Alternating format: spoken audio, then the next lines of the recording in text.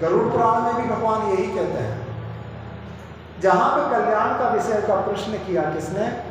गरुड़ जी महाराज ने भगवान विष्णु से। भगवान विष्णु भी कहते हैं यदि इस जीव को कल्याण चाहिए तो क्या करे?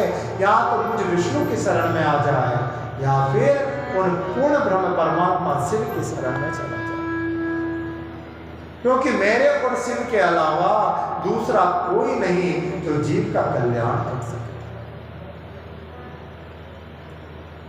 तो आज सूर्य इस कथा को प्रारंभ करते हैं। सोनकादि ऋषि पूछने लगे। देखो, सोनकादि ऋषियों ने प्रश्न किया और सूर्य जी ने उसी का उत्तर प्रदान किया।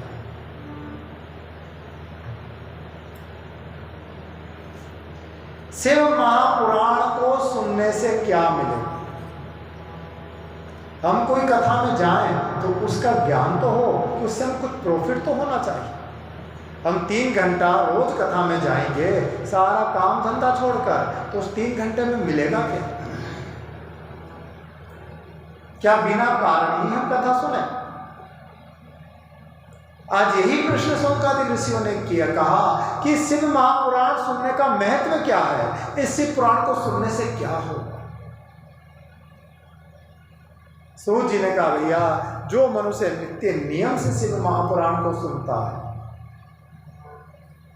तो उसका क्या गति होती है?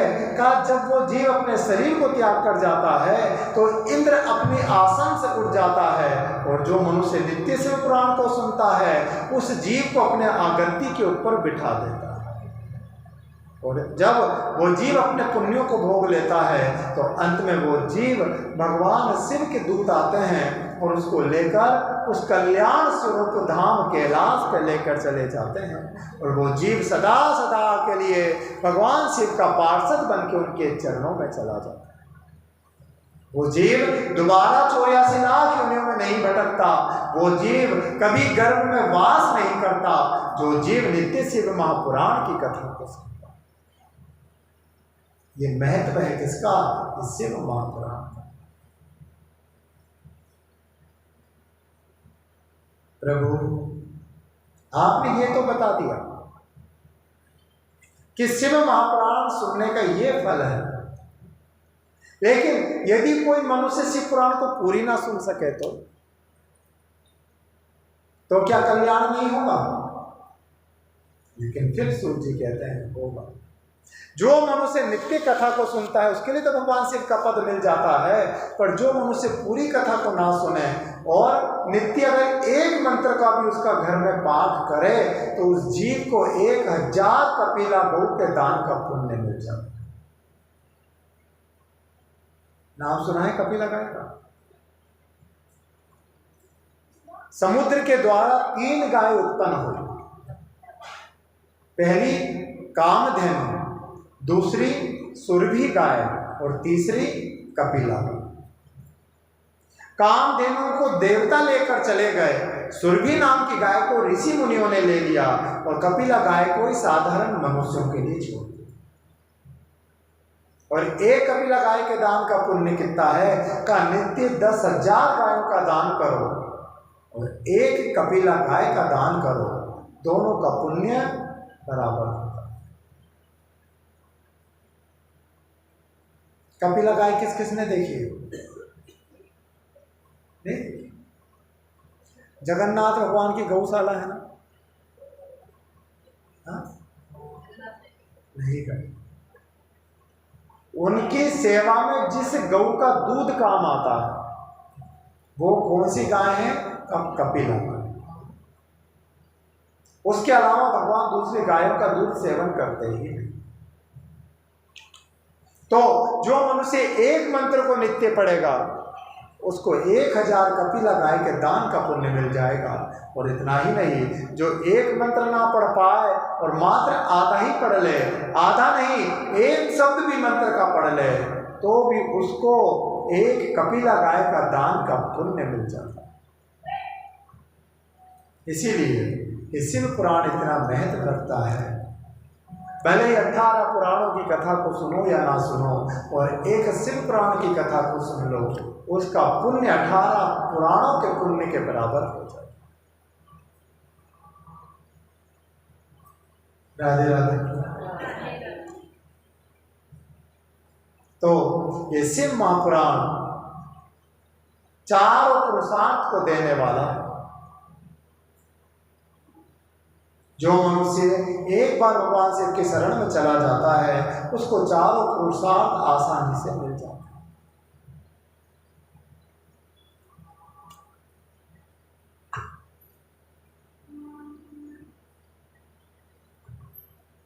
लागी लगन मत तोड़ना, लागी लगन मत तोड़ना, भोले जी मेरी लागी लगन मत तोड़ना।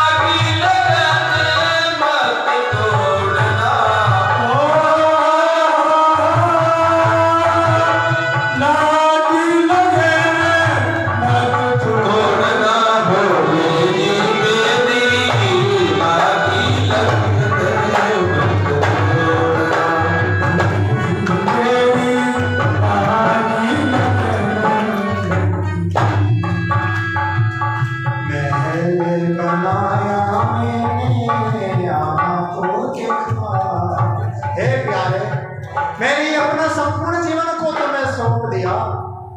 यहाँ तक कि ये मेरा पंचभूति जो मकान है ना, आज में से भी आपको सौंप दूंगा।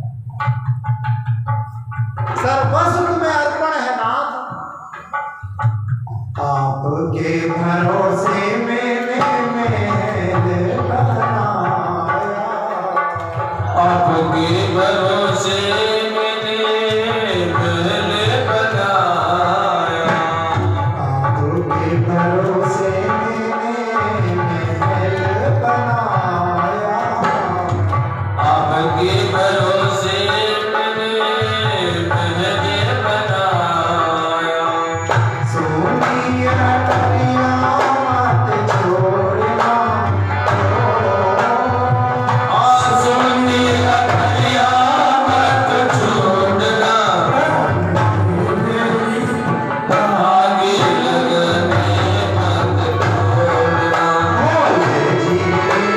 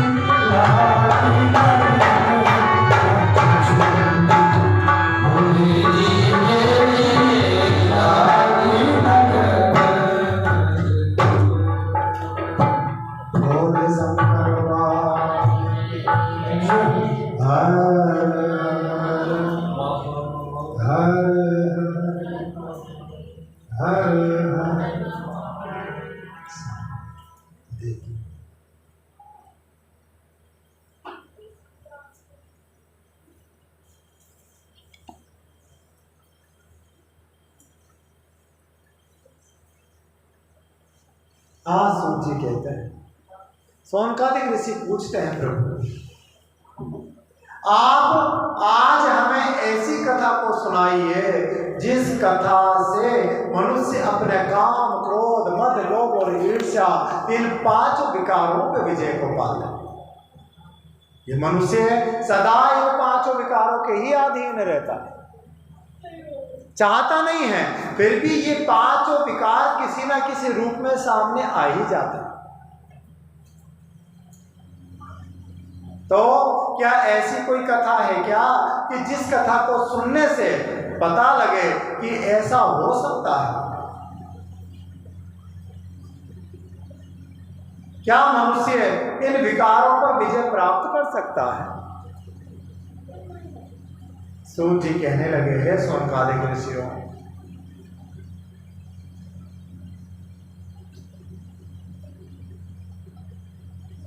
मनुष्य क्या है, मनुष्य शारीरिक विचारों पे तो चिंतन कर सकता है, लेकिन ये मानसिक विचारों को जीव कभी रोक नहीं। मानसिकता में विकृति कभी भी आ सकती है। हम जा रहे हैं बाजार, कोई चीज दिखी, मन में लालच आ जाता है, ये मिल जाए, कैसे भी मिल जाए, अभी टमाटर 300-350 रुपये किलो हो रहा है। अब तुम लोग कभी बाजार में देखते हो तो मन करता है ना 1-2 टमाटर मिल जाए, कितना अच्छा। खरीद तो नहीं सकते पर मिल जाए।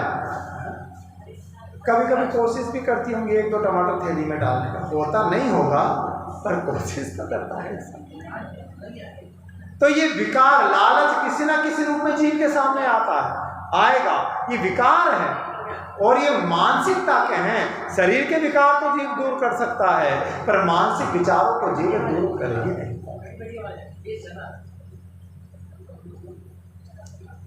किसके?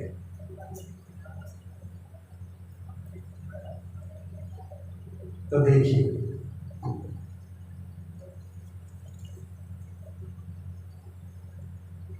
कलयुग में मनुष्य सदा आसुरी प्रवृत्तियों में ही मग्न रहता है। मनुष्य की अपनी स्वयं की प्रवृत्ति आजकल खत्म हो गई और मनुष्य के हृदय में सदा ये असुरी प्रवृत्ति उत्पन्न। मनुष्य का चिंतन सदा हमेशा दूसरों का अनिष्ट करने में ही लगा रहता है। उसका बुरा कैसे हो, उसका बुरा कैसे हो, उसका बुरा कैसे करें, उस घर में आग कैसे लगाएं, इस घर में आग कैसे लगे, उसके भाई भाई में झगड़ा कैसे हो, परिवार में विच्छेद कैसे। मनुष्य सदा यही सोचता रहता। और ये देव प्रवृत्ति नहीं है, ये मनुष्य की आसुरी प्रवृत्ति। ये तो असुरों का ही काम है भाई। क्या मनुष्यों का ये कर्म है कि दूसरों का बुरा करे? क्या देवताओं का ये कर्म है कि दूसरों का बुरा करे? का नहीं, ये तो असुरों का ही काम। और हर जीव, 1-2 नहीं, सारा संसार ही असुरी प्रवृत्ति में लिप्त हो गया। इसीलिए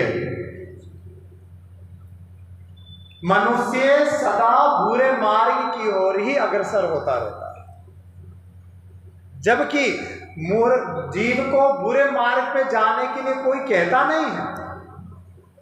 लेकिन फिर भी ये जीव सदा बुरे मार्ग की ओर बढ़ता है और मनुष्य सदा अच्छे मार्ग का उपदेश देता है, पर ये जीव कभी अच्छे मार्ग की ओर जाता है।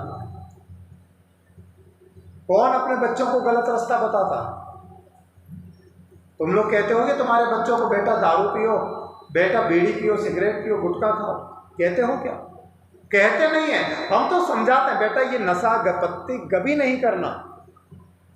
फिर क्या हमारे बच्चे करते नहीं हैं? फिर भी हमने इतना मना किया, फिर भी वो प्रवृत्ति की ओर बढ़ते हैं।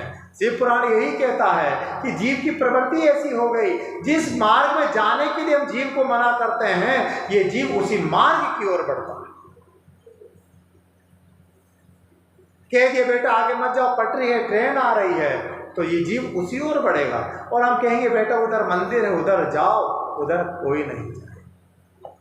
क्योंकि असुरी प्रवृत्ति का यही स्वभाव होता है कि वो सत्य मार्ग से हटा देती है और असत्य के मार्ग की ओर ही भगा देती है।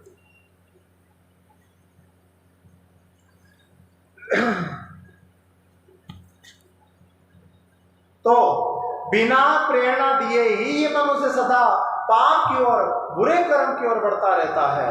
ये किसका प्रभाव है? ये कलयुग का प्रभाव।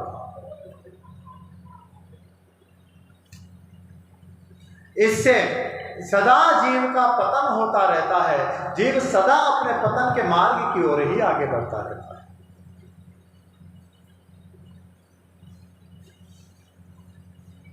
तो फिर जीव की मुक्ति कैसे होगी? फिर जीव का कल्याण कैसे होगा?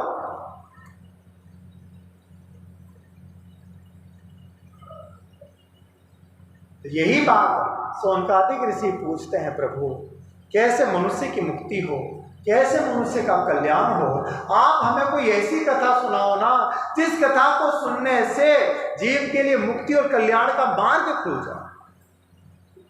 अभी तक तो ये जीव बुरे कर्मों की ओर बढ़ रहा है, पर ये बुरे कर्मों से छूटकर ये जीव परमात्मा को मिल जाए। और जैसे ही कहा वैसे ही सूत जी महाराज कथा को प्रारंभ करते हैं। किसकी? देवराज नाम के ब्राह्मण। सूत जी कहते हैं भैया आज मैं तुम्हें ऐसी पवित्र कथा को सुनाता हूं। एक समय की बात, किरातों के नगर में एक ब्राह्मण रहता था, जिस ब्राह्मण का नाम देवराज।